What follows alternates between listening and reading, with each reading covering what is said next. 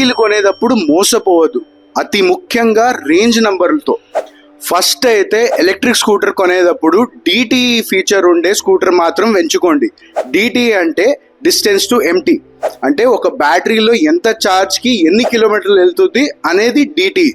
Bar మీటర్లో charge చూసుకునే కన్నా చాలా better DTE feature. Ather, Ola, hero లాంటి వెహికల్స్కి మాత్రమే ఓన్ ఛార్జింగ్ స్టేషన్స్ ఉన్నాయి. దీంట్లో ఫాస్ట్ ఛార్జింగ్ కూడా చేసుకోవచ్చు. కానీ మీ వెహికల్కి ఛార్జింగ్ స్టేషన్ లేనప్పుడు మీరు డీఛార్జ్ కానీ బోల్ట్ ఛార్జెస్ లాంటి పబ్లిక్ ఛార్జింగ్ స్టేషన్స్లో కూడా ఛార్జ్ చేసుకోవచ్చు. సెకండ్, మీ రైడ్ అనేది ప్లాన్ చేసుకొని పెట్టుకోండి. హైదరాబాద్ లాంటి పెద్ద సిటీలో మాత్రమే మీకు చాలా ఛార్జింగ్ పాయింట్స్ ఉంటాయి.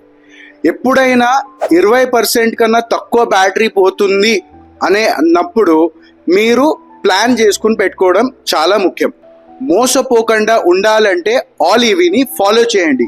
మీ క్లారిటీని మీరే ఎంచుకోండి.